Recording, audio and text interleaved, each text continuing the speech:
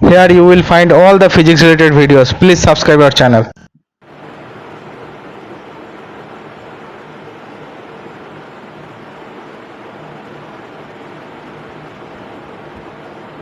সবাই কানেক্টেড হয়েছে? ठीक है तो ठीक है ना, दिखाई दे रहा तो क्लियरली सुनाई दे रहा है? सुनाई? ओके ठीक है, स्टार्ट करते हैं आज के क्लास। तो आज पढ़ेंगे स्ट्रेट लाइन मोशन।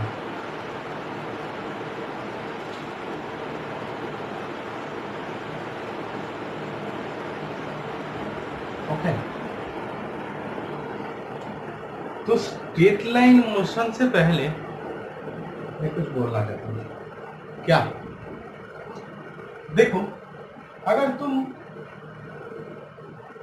ये पॉइंट में हो, ठीक है, तुम ये पॉइंट से बी पॉइंट में गए हो, ये पॉइंट से बी पॉइंट में गए हो, तो तुम ऐसे रास्ते से गए हो, रास्ते से घूम घूम के ऐसे गए हो। तो बेसिकली तुम्हारा जो ये जो हो रहा है वो क्या हो रहा है? डिस्टेंस हो रहा है। और ए टू बी क्या हो रहा है? ये हो रहा है तुम्हारा डिस्प्लेसमेंट। ओके, फिर तुम बी पॉइंट से अगर ए पॉइंट में वापस चले आते हो तो तुम्हारा डिस्प्लेसमेंट क्या होता है? 0, पर डिस्टेंस तब भी रहता है। ओके, तो बेसिकली देखो, कोई भी चीज जो स्टेबल रहता है, मतलब स्थिर रहता है, स्थिर रहता है, ठीक है, तो कोई भी बॉडी इन रेस्ट में रहता है। उसका मतलब क्या है? कोई भी बॉडी रेस्ट में रहेगा तो मतलब देखो, मैं कैमरा के सामने ऐसे खड़ा हूं, ठीक है, तो मैं कैमरा के सामने क्या हूं? रेस्ट में हूं, कोई ना। तो इसीलिए रेस्ट में कोई भी बॉडी, मतलब जिस बॉडी के सापेक्ष में तुम, मतलब जिस बॉडी के रेफरेंस पकड़ के तुम उसको दूसरे बॉडी को देख रहे हो, वो बॉडी टाइम के साथ चेंज नहीं हो रहा है, उसका जो डिस्टेंस है वो चेंज नहीं कर रहा है, तो वो हो रहा है, वो बॉडी रेस्ट में है। ओके, अगर बॉडी मूवेबल मतलब इन मोशन, मतलब मैं कैमरा के सामने इस तरफ जा रहा हूँ और फिर इस तरफ जा रहा हूँ, तो मैं क्या हो रहा हूँ? मैं एक बार जा रहा हूँ, एक बार आ रहा हूँ, एक बार जा रहा हूँ, एक बार आ रहा हूँ। तो ये बेसिकली हो क्या रहा है? ये बेसिकली हो रहा है कि मैं कैमरा के सामने मूव कर रहा हूँ, मतलब कैमरा स्थिर, कैमरा मतलब तुम लोग जो देख रहे हो, क्या देख रहे हो? तुम लोग शायद देख रहा, तुम लोग रेफरेंस हो, तुम लोगों के सापेक्ष में मैं मूव कर रहा हूँ। ओके, तो बेसिकली यही होता है। अभी देखो, कोई भी वेलोसिटी मतलब क्या होता है? कोई भी जो मूव कर रहा है उसका जो वेलोसिटी होता है वो क्या होता है? वेलोसिटी मतलब होता है जो डिस्प्लेसमेंट हो रहा है और कितना टाइम में डिस्प्लेसमेंट हुआ है, मतलब डिस्प्लेसमेंट बाय टाइम। ओके, तो ये होता है वेलोसिटी। तो बेसिकली क्या लिखते हैं? v equal to X by T. अगर मैं कोई बॉडी का यहां से स्टार्ट किया, पहले स्टार्ट किया, उसका एक ज्यादा वेलोसिटी यहाँ पे मिला, उसके बाद यहाँ पे जाके स्थिर हो गया, रेस्ट हो गया, रेस्ट में आ गया, तो मतलब वो बॉडी क्या हुआ? बॉडी में जो वेलोसिटी है वो टाइम टू टाइम जगह के अनुसार चेंज हुआ। एक बार 0 से स्टार्ट हुआ, मिडिल में सबसे ज्यादा, उसके बाद जब बी पॉइंट पे पहुंचा वेलोसिटी 0 हो गई। तो इसका मतलब क्या है? इसका मतलब हम लोगों को अगर इंस्टेंटेनियस वेलोसिटी निकालना है तो instantaneous velocity v equal to होता है क्या? तो dx बाई dt, मतलब उस dt एक स्मॉल टाइम में वो कितना डिस्टेंस dx जाएगा उसके ऊपर उसका वेलोसिटी डिपेंड करता है। तो इसको कहते हैं इंस्टेंटेनियस वेलोसिटी। अभी आ रहा है, अगर वेलोसिटी बाय टाइम करते तो उसको क्या कहते हैं? वेलोसिटी बाय टाइम को एक्सेलरेशन। एक्सेलरेशन मतलब ए एक्सेलरेशन, ए इक्वल टू क्या हो रहा है? v बाई टी, फिर एक्सेलरेशन का भी कुछ वैल्यू हो रहा है। क्यों? क्यों? देखो, जीरो से स्टार्ट किया, इधर पे ज्यादा हुआ, उसके बाद डीएक्सलेट होके इधर पे आ गया। तो मतलब उस बॉडी का भी एक्सेलरेशन का इंस्टेंटेनियस एक्सेलरेशन निकलना है। तो मतलब dv by dt equal to क्या हो रहा है? dv by dt, dv by dt equal to v का वैल्यू निकालो तो d2x बाई dt स्क्वायर ये आ रहा है। ओके, तो एक्चुअल में हम लोग का जो ग्राफ आता है, तो ग्राफ में क्या दिखा रहा है वो थोड़ा सा देखेंगे। तो देखते हैं ग्राफ में क्या बोलता है। तो बेसिकली जो ग्राफ होता है, एक को कहते हैं क्या ग्राफ? एक को कहते हैं एक्स टी ग्राफ, मतलब displacement time graph. Okay, displacement time graph. दूसरों को कहता है क्या? वेलोसिटी भी T graph, velocity time graph. और तीसरे को कहते हैं acceleration time graph, acceleration time graph. तो बेसिकली अगर कोई बॉडी रेस्ट में है, मतलब बॉडी रेस्ट में है, तो बॉडी रेस्ट में होगा मतलब वो टाइम के साथ चेंज नहीं हो रहा है। तो मतलब बॉडी का जो वैल्यू होगा ऐसे, मतलब ये क्या है? बॉडी रेस्ट में है। अगर बॉडी कांस्टेंट वेलोसिटी में मूव कर रहा है, कांस्टेंट वेलोसिटी में मूव कर रहा है, कांस्टेंट वेलोसिटी मतलब ऐसे मूव कर रहा है, तो ये क्या हो रहा है? कांस्टेंट वेलोसिटी में मूव कर रहा है। तो बेसिकली ये है कांस्टेंट वेलोसिटी। और अगर एक्सेलरेशन और कांस्टेंट वेलोसिटी में मूव नहीं कर रहा है तो ये है विथ एक्सेलरेशन, विथ एक्सेलरेशन। तो ये ग्राफ ऐसे दिखाएगा। ओके, तो अभी देखो, अभी अगर इस ग्राफ में मुझे क्या मालूम हुआ कि v equal to X by T, ये मालूम हुआ पहले। ओके, तो इससे मैं लिख सकता हूं x equal to v into t. तो x equal to v into t, ये बेसिकली एक स्ट्रेट लाइन का इक्वेशन हो रहा है, स्ट्रेट लाइन इक्वेशन। अगर v टाइम के साथ कांस्टेंट v होता है तो ये equal to y equal to m x plus c, ऐसे टाइप का स्ट्रेट लाइन जैसा इक्वेशन लग रहा है कि नहीं? तो देखो, जब स्ट्रेट लाइन इक्वेशन लग रहा है तो स्ट्रेट लाइन इक्वेशन में एम क्या होता है? एम होता है क्या? एम होता है, बोलो, स्लोप और नोटी स्लोप। तो यहां पे भी क्या होगा? यहाँ पे y एक्सिस मतलब x है, इधर पे t है। तो इस ग्राफ में जो m होगा which is equal to tan theta, मतलब ये वाला कोण, which is equal to basically v। मतलब डिस्प्लेसमेंट टाइम ग्राफ में जो स्लोप होता है उसको ही कहते हैं वेलोसिटी, उसको ही कहते हैं वेलोसिटी, याद रखना। अभी आ रहा है velocity time graph. Velocity time graph में कोई वस्तु रेस्ट में है, कैसे दिखाओगे? कैसे दिखाओगे?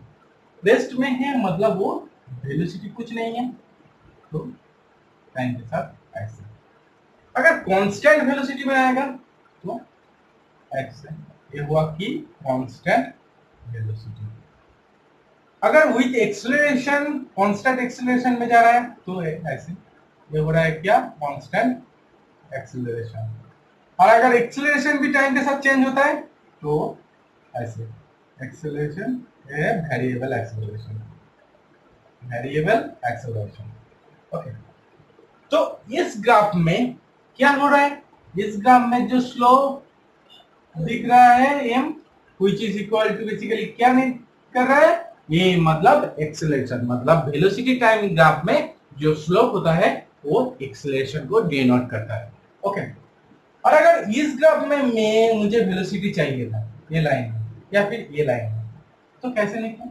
तो इधर पे मुझे टेंजेंट ड्रॉ करना पड़ता और थोड़ा सा ये वाला dy और ये वाला dx, ऐसे मतलब यहाँ पे dx और इधर पे dt, तो dx by dt मतलब उसका इंस्टेंटेनियस वेलोसिटी निकाल जाता। ओके, सिमिलरली इधर पे भी टेंजेंट ड्रॉ करके क्या मिलता? यहाँ पे dv और यहाँ पे dt, तो dv by dt क्या निकलता? Instantaneous acceleration. ओके, अभी क्या है? x equal to v into T, मतलब क्या है? मतलब है वेलोसिटी और टाइम का मल्टीप्लिकेशन। तो मतलब वेलोसिटी टाइम इस ग्राफ में जो एरिया है,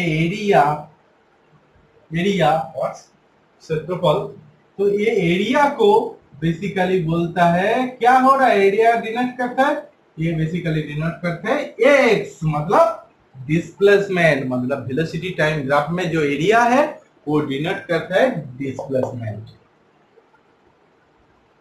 अभी आ रहा है एक्सेलरेशन टाइम ग्राफ। तो एक्सेलरेशन टाइम ग्राफ में कोई चीज रेस्ट में है, मतलब वो उसका एक्सेलरेशन नहीं है, ऐसे ही रहेगा। कांस्टेंट वेलोसिटी में है, मतलब एक्सेलरेशन जीरो, मतलब ये ऐसे ही होगा।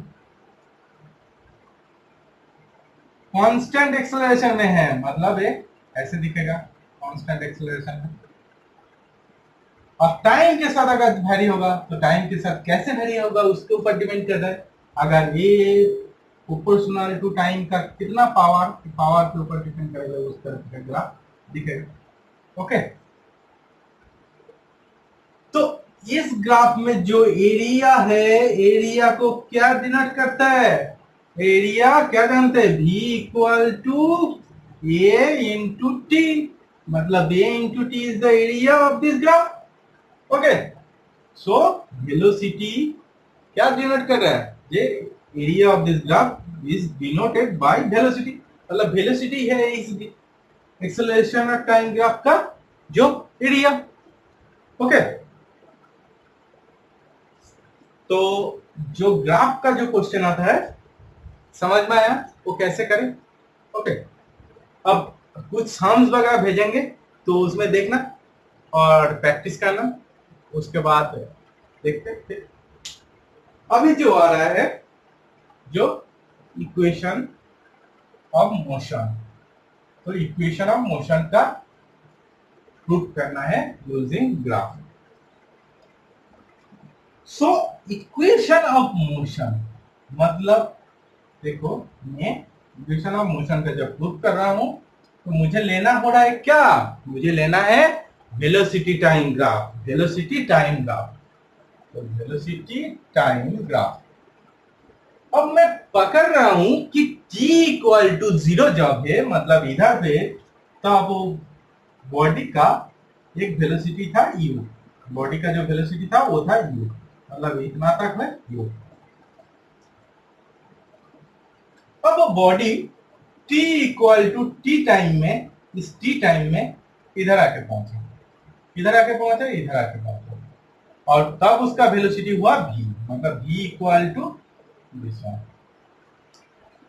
ओके, तो अभी डिनोट कैसे करें? तो देखते हैं। तो इसको ओ दिया, इस पॉइंट को ए दिया, इसको बी दिया, इसको सी और इसको डी। ओके,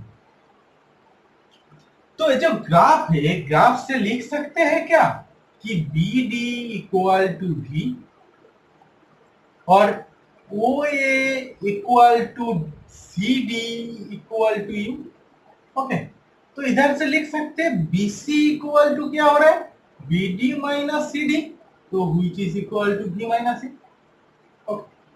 और A C equal to O D equal to क्या हो रहा है? टी।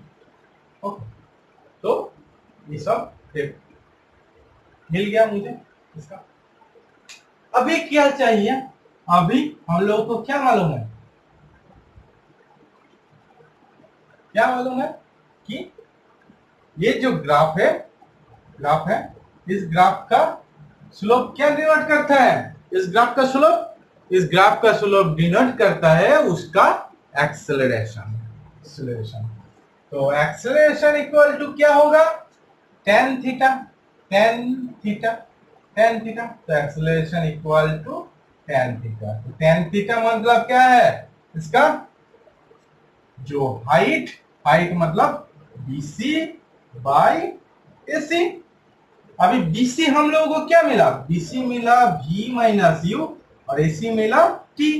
तो इधर से लिख सकते हैं V equal to U plus AC। तो मुझे क्या मिल गया, नंबर 1 इक्वेशन ऑफ मोशन मिल गया। अभी आना है नंबर 2। तो नंबर 2 इक्वेशन ऑफ मोशन में क्या है, हम लोग को चाहिए डिस्टेंस और डिस्प्लेसमेंट। तो बॉडी का जब डिस्प्लेसमेंट निकालेंगे, डिस्प्लेसमेंट बीटी ग्राफ में डिस्प्लेसमेंट कैसे किया जाता है, उसका एरिया।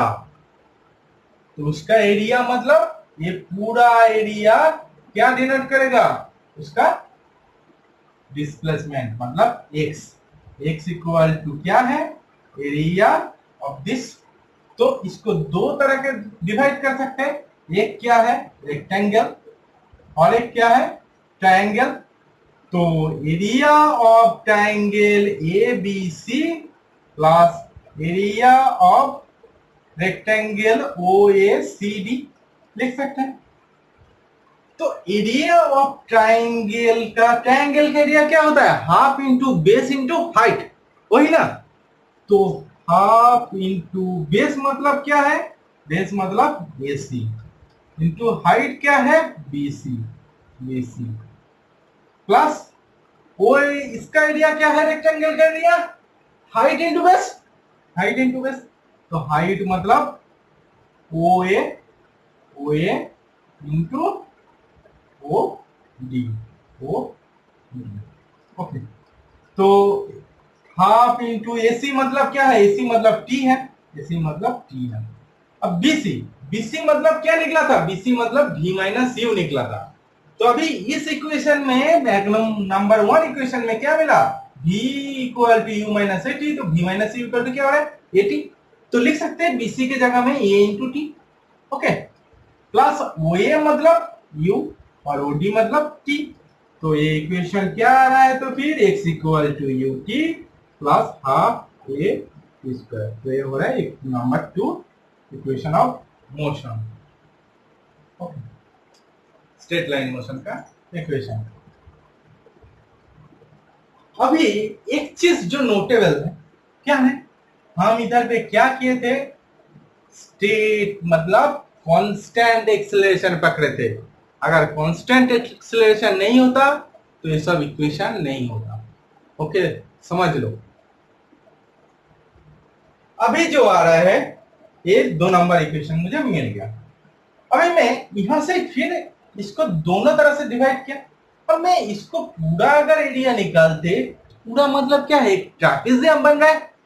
तो एक ट्रापेजियम का एरिया x इक्वल टू लिख सकते हैं, ट्रापेजियम का एरिया क्या होता है, हाफ इंटू दो पैरेलल जो हाइट है उन दोनों का एड इंटू बेस। तो मतलब हाफ इंटू एड पैरेलल मतलब OA मतलब बेसिकली U और BD मतलब V। तो V प्लस U लिख सकते हैं। तो V प्लस U इंटू क्या, बेस मतलब AC मतलब T लिख सकते हैं। तो अभी फिर एक नंबर इक्वेशन में मुझे जाना पड़ेगा। तो नंबर 1 इक्वेशन में दिया क्या है, दिया है V minus U equal to 80। तो T इक्वल टू क्या हो रहा है, V minus U by A। तो उसको इधर पे लिख रहा हूं। तो इधर पे लिखेंगे तो क्या आएगा, half into V plus U into V minus U by A। तो इससे हम लोग को क्या मिलेगा, square equal to U square plus 2AX। तो ये आ गया इक्वेशन नंबर 3। तो ये आ गया इक्वेशन नंबर 3। अभी इक्वेशन नंबर 4 और एक है जो मैं इंटीग्रेशन के बाद करके दिखाऊंगा। तो ये जो प्रोसेस है क्या बोला, इंटीग्रेशन के बाद करके दिखाऊंगा, मतलब ये पूरा प्रोसेस में और एक बार बाय इंटीग्रेशन करेंगे। ओके, तो देखते हैं। तो क्या बोले, ये जो इक्वेशन वैलिड है कब वैलिड है, जब कांस्टेंट एक्सेलरेशन है। तो क्या है, कांस्टेंट एक्सेलरेशन है। तो मतलब एक्सेलरेशन इक्वल टू क्या होता, dv बाई dt। तो अगर एक्सेलरेशन कांस्टेंट नहीं होता, अगर एक्सेलरेशन कांस्टेंट नहीं होता तो क्या होता देखेंगे। तो पहले इसको लिख सकते हैं dv equal to a into d t. तो अभी अगर इंटीग्रेशन करेंगे क्या से, t equal to zero, t equal to zero मतलब v इक्वल टू u और t में v हो रहा है। तो देखो अगर एक्सेलरेशन कांस्टेंट नहीं होता तो एक्सेलरेशन का वैल्यू इधर पे निकाल बैठा के हम लोगों को ये डेरिवेशन करना पड़ता। ओके, पर हम लोग क्या कर रहे हैं, एक्सेलरेशन को कांस्टेंट पकड़ रहे हैं। तो एक्सेलरेशन से अगर कांस्टेंट पकड़ते हैं क्या निकलेगा, 0 to t into d t. तो मतलब ये वाला क्या होगा, v minus u equal to a t minus 0, तो इक्वल टू a t। तो from this v equal to u plus हो गया। अभी क्या है, अभी है ये जो v निकला, क्या निकला, इस इक्वेशन निकला हम लोगों को क्या पकड़ के, ये को कांस्टेंट पकड़ के, मतलब एक्सेलरेशन को कांस्टेंट पकड़ के निकला। अभी अगर ये को कांस्टेंट नहीं पकड़ के करके तो क्या होगा, तो देखो, तो v इक्वल टू लिख सकते थे dx by d t, v equal to dx by d t, तो which is equal to u plus at। तो इधर से लिख सकते थे ds equal to u dt plus at into dt। फिर इधर पे अगर इंटीग्रेशन कर देते तो u क्या है, इनिशियल वेलोसिटी है, तो कांस्टेंट रहेगा। तो 0 टू t इंटीग्रेशन का लिमिट, और ये वाला x t इक्वल टू 0 में, इक्वल टू 0 में v इक्वल टू क्या है u और x इक्वल टू 0, ये कंडीशन है। अगर x इक्वल टू x 0 होता तो वैल्यू अलग होता। ओके, तो क्या आ रहा है, हम कर रहे हैं 0 टू x, इधर से क्या मिल रहा है, x equal to u t plus half a t square. कहां से आया, क्योंकि t डी टी का इंटीग्रेशन करने से क्या आता है, टी स्क्वायर बाई 2, क्योंकि इंटीग्रेशन का वैल्यू क्या होता है, उसका एक पावर बढ़ जाता है, और जो वैल्यू बढ़ जाता है मतलब जो पावर होता है बढ़ के वो से डिवाइड होता है, मतलब टी स्क्वायर बाई 2। ओके, तो ये हो गया हम लोगों का इक्वेशन नंबर 2। ओके, अभी हम लोगों को करना है क्या, इक्वेशन नंबर 3। ओके, तो इक्वेशन नंबर 3 करने के लिए हम लोगों को चाहिए क्या, देखो इससे कोई भी चीज से, तुमसे या मेरे से किसी से अगर 1 को मल्टीप्लाई करोगे तो क्या आएगा भाई, तो आएगा क्या, वही चीज रहेगा, कोई चेंज नहीं होगा। तो मैं dx बाई dx कर सकता हूं क्या, कर सकता हूं dx बाई dx। तो dx बाई dx अगर करेंगे तो ये दोनों के बीच में इंटरचेंज अगर कर देते हैं तो क्या हो जाएगा, dx by dt into dv by dx लिख सकते हैं। तो dx बाई dt मतलब v, dv बाई dx। तो इसको लिख सकते हैं v dv equal to a into dx। Okay, अभी इंटीग्रेशन अगर करते तो क्या होगा, जब t इक्वल टू 0 था v इक्वल टू क्या था, u टू v और a 0 टू x। ओके, तो a इक्वल टू क्या होगा, v square minus u square upper limit और minus lower limit equal to a into x। Okay, और ये डिवाइड बाई 2, तो which is equal to v square equal to u square plus 2a x। तो equation number 3 मिल गया, 3।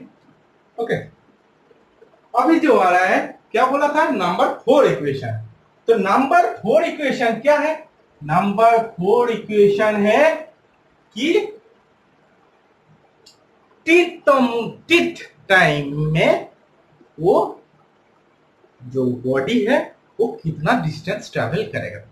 मतलब जो body है 0 से ट्रैवल किया, जब t इक्वल टू 0 था, x इक्वल टू 0। अभी t equal to t time में वो कितना दूर तक जाएगा। तो t equal to t time में वो सपोज xt टाइम तक गया है, तो इस 1 सेकेंड के अंदर वो कितना डिस्टेंस ट्रेवल किया वो मालूम करना है। तो वो मालूम करने के लिए मुझे t equal to t minus 1 second में कितना भी डिस्टेंस गया उसका वैल्यू भी निकालना है, मतलब xt माइनस 1। तो ये मतलब 1 सेकेंड के अंदर वो जितना डिस्टेंस गया उसको क्या कहेंगे, xt। तो which is equal to basically क्या, xt minus 1।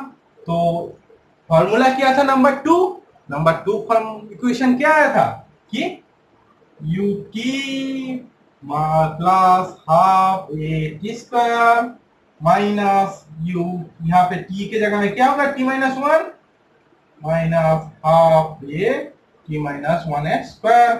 So equal to ut cut गया, तो u plus half a two t minus 1।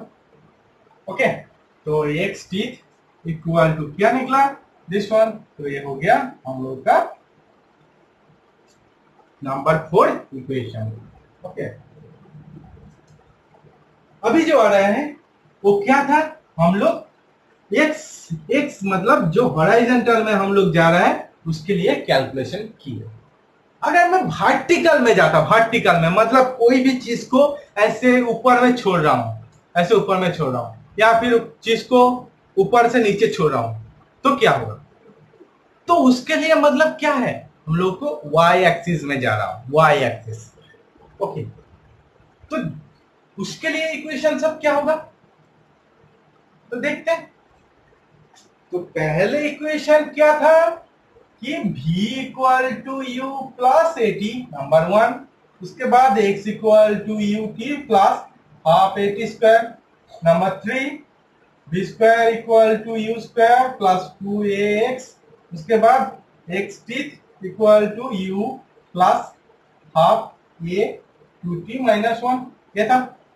अभी जब क्या था यहाँ पे एक्सेलरेशन का वैल्यू, अभी जब मैं y ऊपर के तरफ कोई भी चीज को छोड़ता हूं तो वहां पे क्या है, एक्सेलरेशन ड्यू टू ग्रेविटी, वो हमेशा किसके तरफ होता है,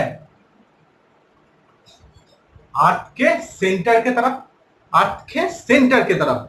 तो मतलब वो हमेशा नीचे के तरफ रहेगा। ओके, तो मतलब कोई भी चीज को अगर मैं ऊपर के तरफ छोड़ता हूं तो उसके लिए एक्सेलरेशन क्या होगा, माइनस जी होगा, उसके लिए एक्सेलरेशन माइनस जी होगा। तो इक्वेशन ऑफ मोशन क्या होगा, सब इक्वेशंस क्या होगा देखते हैं। तो इक्वेशंस होगा v equal to u minus g t. Okay, एक x तो इधर पे नहीं होगा, इधर पे हाइट उठेगा, मतलब h से कर रहा हूं, तो h इक्वल टू क्या होगा, u t minus half g t square. उसके बाद क्या होगा, v square equal to u square minus 2gh, और h टीथ मतलब टाइम में minus half g two t minus 1, ये होगा। अभी अगर नीचे के तरफ उसको करते थे, अगर नीचे के तरफ में छोड़ रहा हूं तो इधर पे a इक्वल टू क्या होगा, g हो जाएगा, जब नीचे के तरफ छोड़ रहा हूं ऐसे। ओके, तो a के तरफ नीचे के a का तो इक्वेशंस क्या होगा, v equal to u plus g t, h equal to u की plus half g t square, v square equal to u square plus 2gh, और h tth equal to u plus half g two t minus 1।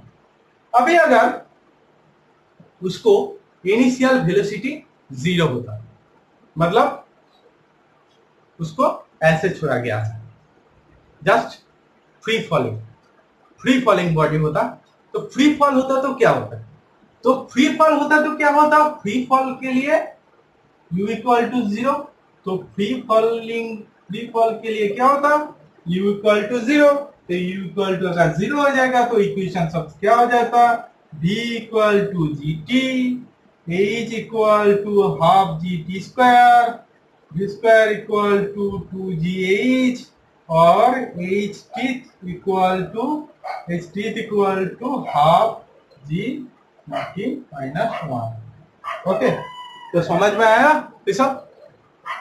अभी देखो एक question दिया हुआ है, question दिया हुआ है, ये क्वेश्चन क्या दिया हुआ है,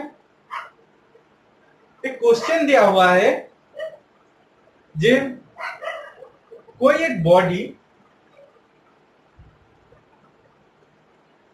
स्ट्रेट लाइन मोशन में चल रहा है, स्ट्रेट लाइन मोशन में चल रहा है, तो उस बॉडी का x tth by x t minus one equal to का रेशियो क्या होगा। और वो जो बॉडी चल रहा है उसका इनिशियल वेलोसिटी दिया हुआ है जीरो, इनिशियल वेलोसिटी दिया हुआ है जीरो। तो मतलब क्या है, मतलब हम लोग का जो एक्स टीथ का फॉर्मूला क्या था, एक्स टीथ का फॉर्मूला था u plus half a two t minus one, ये था फॉर्मूला। ओके, अभी क्या बोला है, u इक्वल टू जीरो दिया हुआ है, तो ये होगा।